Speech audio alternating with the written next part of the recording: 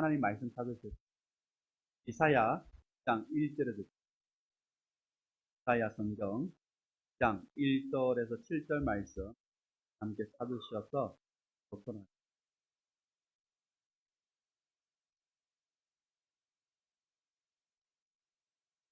이사야 9장 1절에서 7절 제가 한 절 교독하겠습니다. 제가 1절을 공독 전에 고통받던 자들에게 흑암이 없으니 옛적에는 여호와께서 스불론 땅과 납달리 땅이 멸시를 당하게 하셨던 후에는 해변길과 요단 쪽 이방의 갈릴리를 영화롭게 하셨는데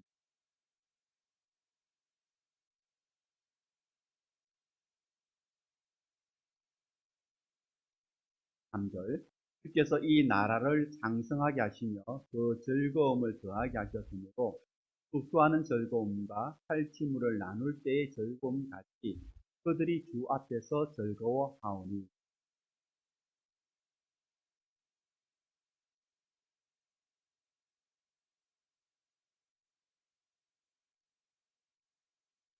5절 어지러이 싸우는 군인들의 심과 피 묻은 그릇이 불에 습같이 살아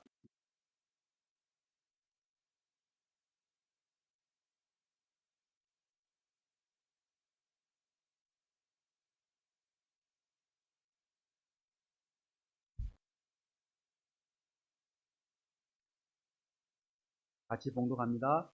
그 정사와 평강의 더함이 무궁하며 또 다윗의 왕자와 그의 나라에 군림하여 그 나라를 굳게 세우고 지금 이후로 영원히 정의와 공의로 그것을 하실 것이다. 이를 이루시리.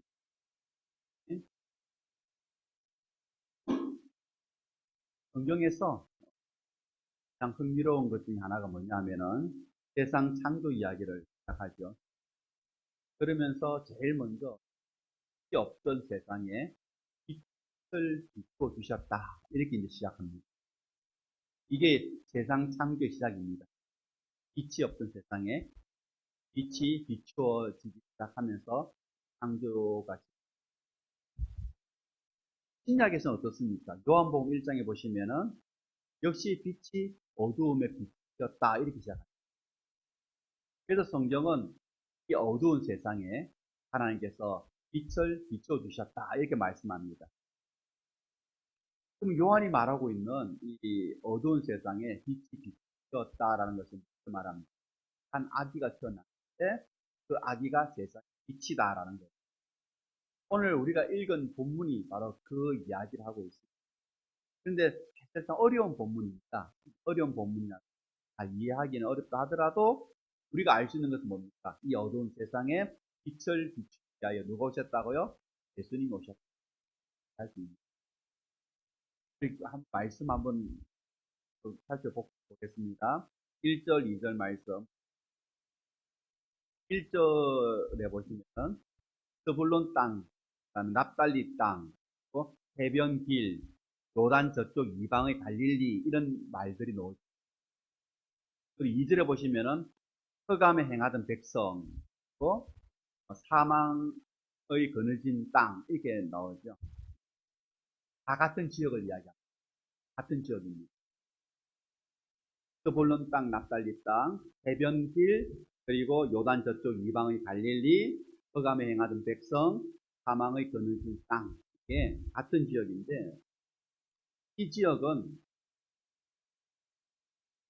예로부터 이방 민족에 침략이 많았던 지역입니다.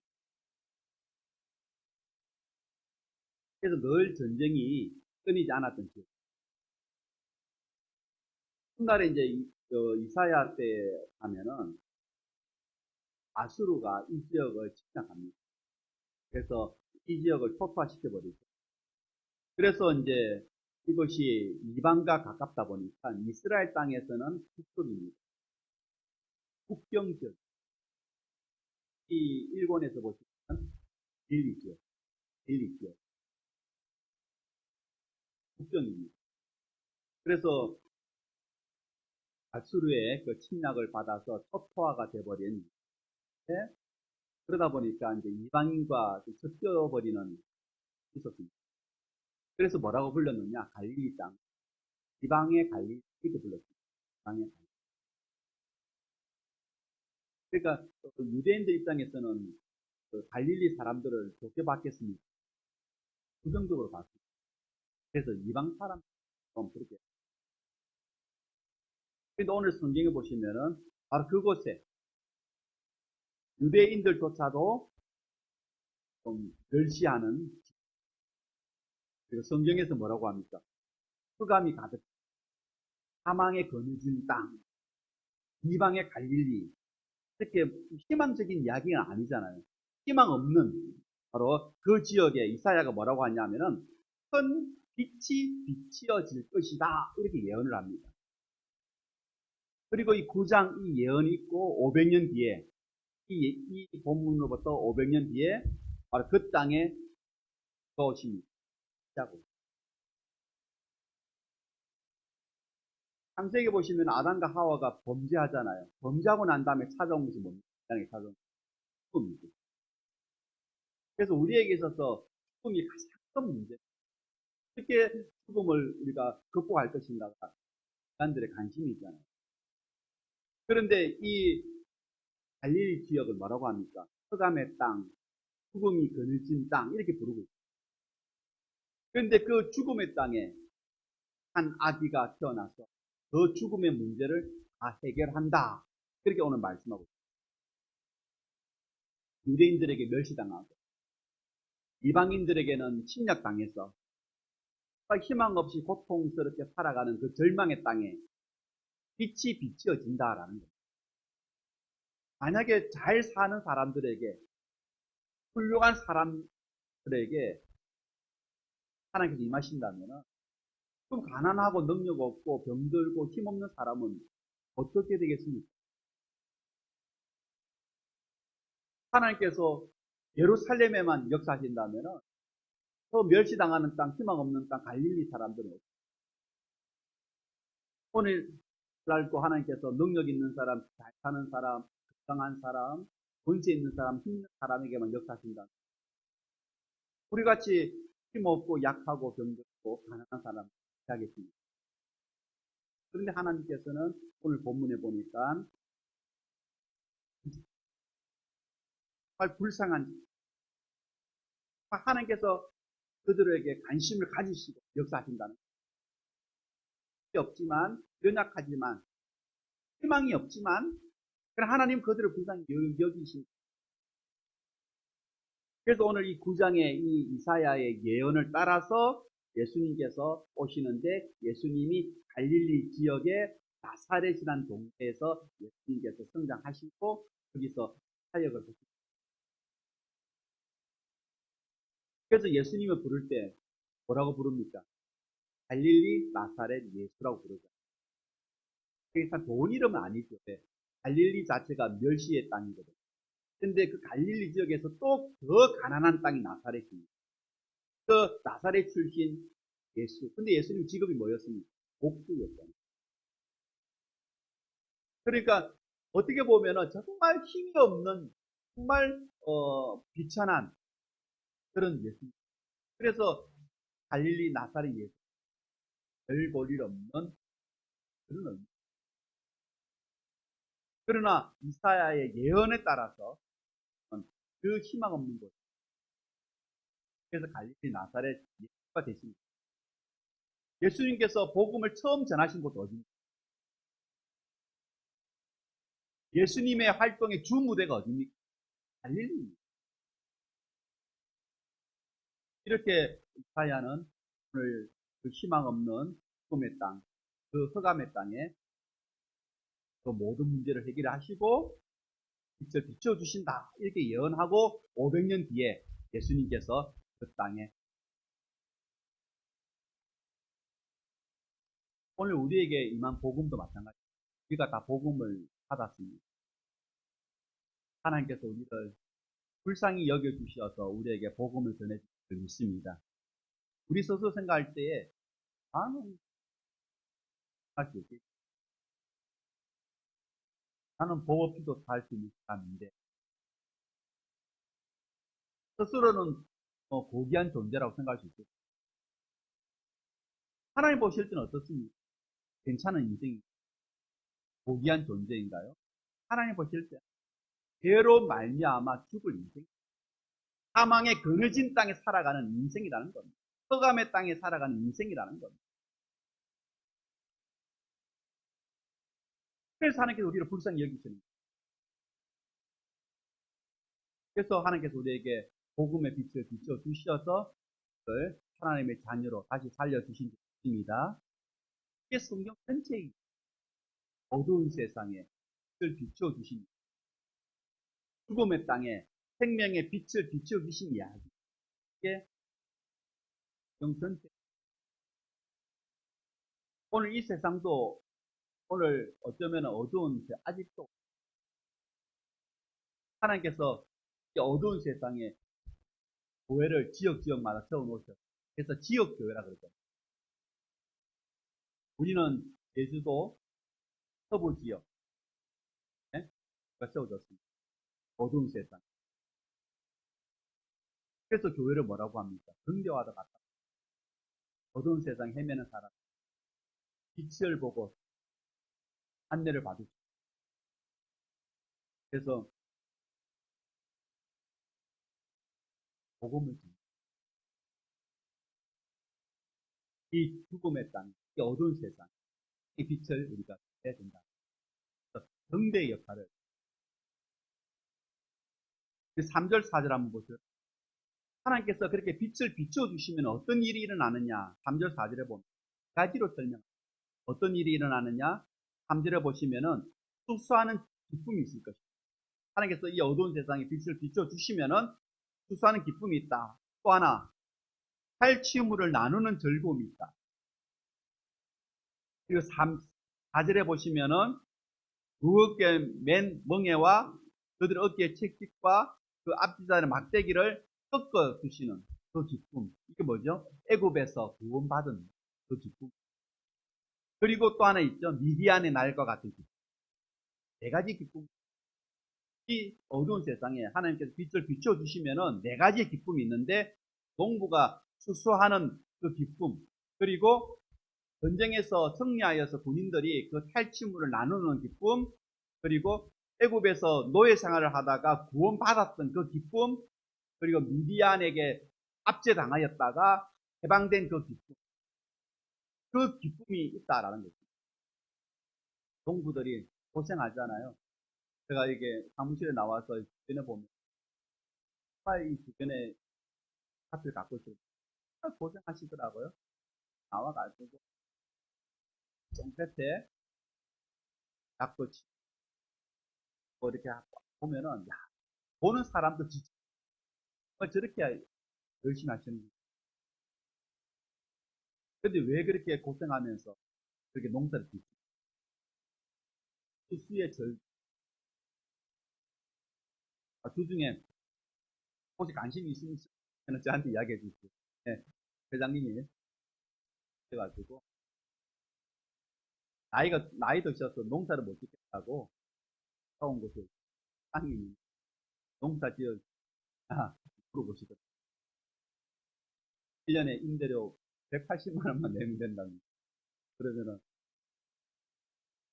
좀 기억다라고 하시고 관심이 있으시면 이야기해 주세요. 나이가 드셔가지고 농부들이 왜 고생하면서 농사를 짓지? 이유가 뭐겠어요? 그게 기쁨을 알기 때문에. 옛날의 전쟁은 뭡니까? 깨앗는 전쟁입니다. 깨앗은 것은 나눌 때 기쁨이라고 했는데, 그 기쁨보다도 어떤 기쁨입니까? 싸워서 이겼다는 이야기는, 전쟁에서 싸우면 죽기로 싸우는 거거든요. 죽기로 싸웠는데 살아남아서 이겼다라는 것은, 그는 탈취물을 나누는 그 이상의 기쁨이잖아요. 살아남았다. 애굽의 종살이에 해방된 기쁨, 이 안에 압제에서 해방된 기쁨. 이런 우리가 좀 잘 모르는, 그렇습니다. 그런 압제를 당해. 미디안의 날과 같다라고 성경이 되어 있는데, 이 미디안 족속 이스라엘을 압제를 하죠. 그래서 수수할 때 되면은 수물을 다 빼앗아 가고요. 그래서 하나님께서 누굴 택하십니까? 기도원을 택하시잖아요. 기도원과 300 용사들이 귀한 족속을 쫓아내죠. 그때 그 기쁨, 그때 그 기쁨. 비로소는 좀 체험하기 어려운 기쁨이지만은 그래도 상상할 수 있잖아요. 그때는 파리로 해방한다면은 그럴까 이해를. 그런데 왜 이렇게 네 가지로 이야기하느냐? 죽음의 땅에, 어두운 땅에 하나님께서 빛을 비춰 주시는데 그 기쁨을 표현하는데 표현할 수 있는 방법이 이거밖에 없는 겁니다. 농부가 추수하실 때, 그리고 정에서 성께서 탈취물 나눴을 때, 그리고 교회에서 해방되었을 때, 앞뒤에서 해방되었을 때, 이 네 가지를 다 합친 것과 같은 기쁨이 있다는 거예요. 네 가지 다 합친 것 같은. 그러니까 상상할 수 없는 기쁨입니다. 이 땅에서 이런 기쁨을 우리가 누리면 얼마나 좋겠어요. 이 땅에서.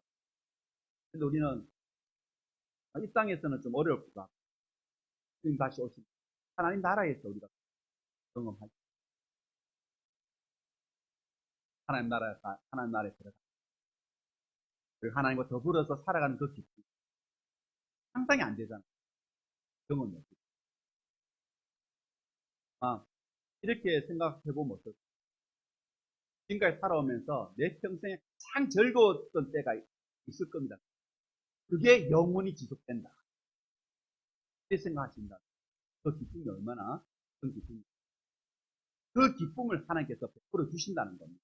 하나님께서 그 기쁨을 베풀어 주신다. 누구를 통해서? 한 아기를 통해서. 한 아기를 통해서 이런 기쁨을 주신다는 겁니다. 6절 말씀 같이 한번 읽어보실까요? 9장 6절입니다. 같이 읽어봅니다. 이는 한 아기가 우리에게 낳고 한 아들을 우리에게 주실 바 되었는데 그의 어깨에는 정칼을 메었고 그의 이름은 기사라 모사라 전하신 하나님이라 존존하시는 아버지라 평강의 왕이라 할 한 아기 때문에 하나님의 나라가 이루어져 한 아기 때문에 전쟁 없는 나라가 세워집니다. 그 아기의 이름이 뭐냐? 6절에 보시면 여자, 모사, 전하신 하나님, 영존하신 아버지, 왕의 왕 이렇게 되어 있습니다. 근데 이걸 합치면 무슨 말이냐? 기묘자요, 전능자요, 아버지요, 왕이라는 말. 기묘자가 무슨 말입니까? 도무지 이해할 수 없는 능력을 가지신 그러하다. 그 말입니다. 이해할 수 없는 능력과 지혜를 가지신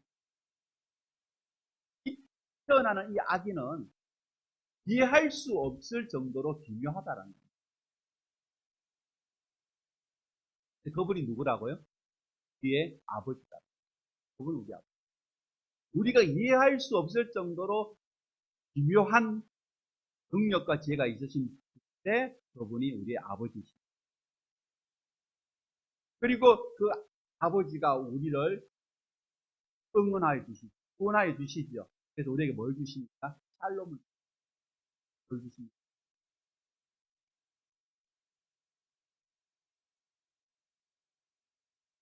근데 6절 앞에 보시면은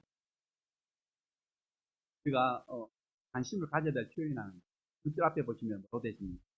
한 아기가 우리에게 낳고 한 아들을 우리에게 주신 바 되었다. 이렇게 되어 있죠. 왜 이걸 관심을 가져야 되냐면은 한 아기가 태어났다. 이 말은 뭡니까? 인간적인 방법으로 태어났다는 거니까 다시 말하면 인간이라는 이야기입니다. 인간이다. 우리에게 낳았다는 이야기. 인간이다. 그런데 그 다음 말씀에 뭐라고 되어 있습니까? 한 아들을 우리에게 주셨다라고 되어 있죠. 하나님이 주셨다. 이 아들은 하나님으로부터 왔다. 말하면은 신적 기본을 가진 뭘 말합니까? 인간입니다. 인간이면서 하나님 되신 분. 그런 분이 아기로 태어났다. 그러니까 한마디로 뭡니까? 기묘하잖아요. 기묘하잖아요. 우리에게서 낳고 인간으로 하나님이 주신 바 되어서 신적인 분, 하나님. 근데 아기로 묘하니 그래서 비슷하다. 인간이시면 하나님. 그분이 우리에게 놀라운 일을. 그래서 우리가 오늘 이렇게 본문을 우리가 감사해야 될 수가 있습니다. 왜 하나님께서 이렇게 중요한 게 일을 하시는지, 하나님께서 왜 이 어두운 세상에, 이 허감의 세상에 하나님께서 하나님이시면서 사람으로 이 땅에 오셨는지, 한 아기로 오셨는지, 그것도 멸시의 땅, 갈릴리에, 수돔의 땅, 그 갈릴리 오셨느냐. 하나님의 열심, 아니 열심. 만약에 우리는 그러잖아요. 한 몇 번 해보고 안 되면 어떻게 합니까? 포기해버리죠.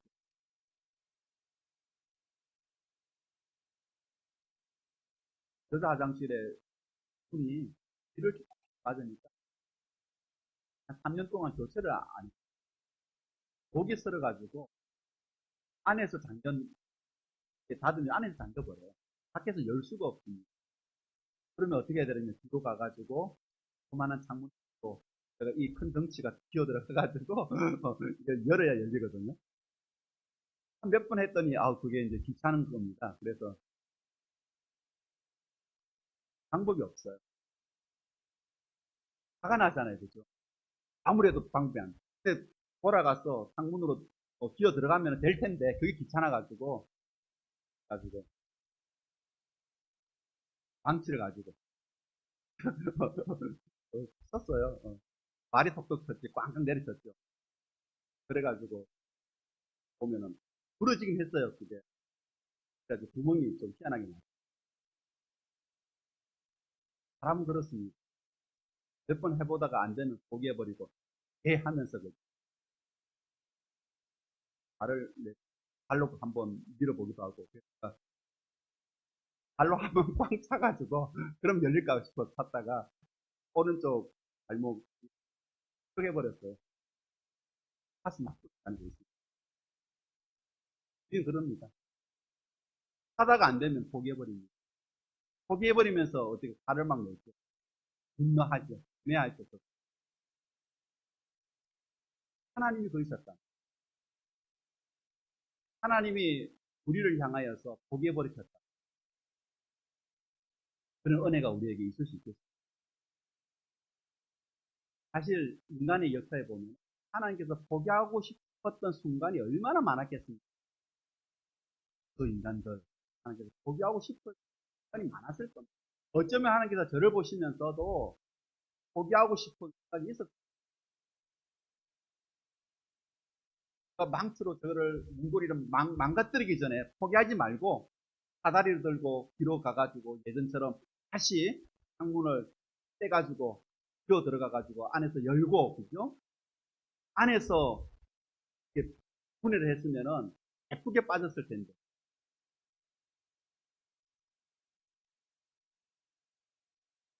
우리 인생도 마찬가지. 하나님께 우리를 보실 때 포기하고 싶은 순간이 너무나 많았을 때. 근데 하나님 포기하지 않으세요. 끝까지 하나님께서 붙들어 주셨다.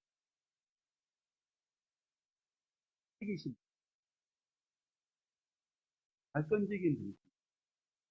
하나님께서 한번 하겠다고 딱 작정하시면은 하나님은 직도가 없습니다. 신이 없습니다. 하나님은 반드시 하십니다. 그래서 하나님은 뭐라고 한다고요? 열심히 하십니다. 열심히 특심하시더라고요. 7절 같이 한번 읽어보실까요? 7절입니다. 그 정사와 평강의 더함이 무궁하며 또 다윗의 왕자와 그의 나라에 군림하여 그 나라를 굳게 세우고 지금 이후로 영원히 정의와 공의로 그것을 보존하실 것이다. 만군의 여호와의 열심히 이를 이루시다. 하나님께서 분명도 있으시고 우리를 사랑하는 마음도 있으시고 하나님께서 열심히 없으시다면은 그걸 포기하셨을 겁니다. 인생은 안 돼 하면 하나님은 오늘 7절 말씀처럼 하나님은 열심히 특심하신 분이시기 때문에 우리를 포기하지 아니하시고 끈질기게 우리를 붙들어 주셨기 때문에 우리에게 은혜가 임하였다라는 거예요. 얼마나 감사합니까? 그 열심 때문에 하나님은 자기의 외아들을 이 세상에 주신 겁니다. 하나님 어떤 분이시냐고요? 열심히 특심하신 분. 그러면 그의 아들로 오신 예수님 어떻게 했습니까? 예수님도 같죠. 하나님과 동일하신 분이 같죠.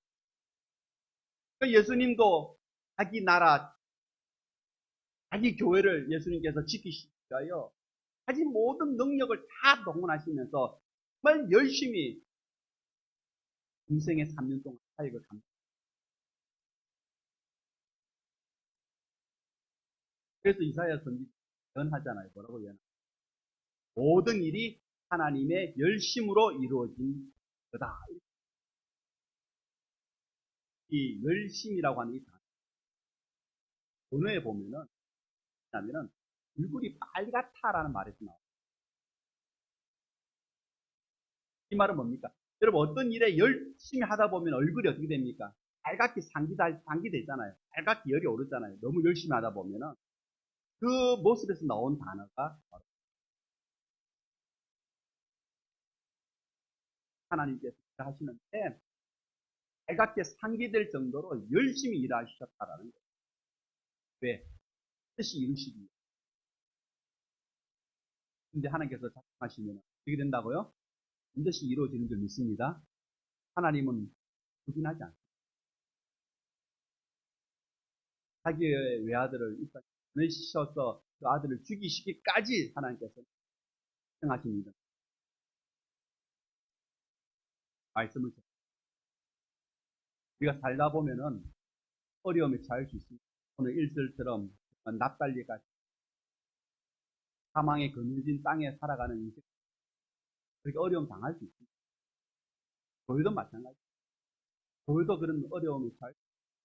어쩌면 지금 우리가 그런 어려움 가진 것, 개인들도 많습니다. 그런데 하나님은 어떻게 그 죄의 형편, 본인들의 형편을 하나님께서 다 아시고 외면하십니까? 도와주십니다. 우리를 끝까지 지켜주십니다. 하나님은 열심하신 분이기 때문에 포기를 모르시는 분이시기 때문에 오늘 우리를 하나님의 그 열심으로 주신다는 거예요. 그러니까 성경은 뭐라고 합니까? 하지 마라 하잖아요. 하나님의 열심히 우리를 도와주시기 때문에 할 필요가 없다는 거예요. 그래서 우리는 어떻게 하면 됩니까? 하나님 도와주세요. 나를 포기하지 말아주세요. 기도하면 하나님 지금 이 시간도 얼굴이 빨갛게 상기될 정도를 위하여서 열심으로 나를 위하여 모든 환경을 만들어 가고 계십니다. 아무리 어렵더라도 하지 마시고요. 믿음을 가지고 인내하면서 기도하시는 이 시기를 이름으로 축복합니다. 기도하겠습니다. 사랑이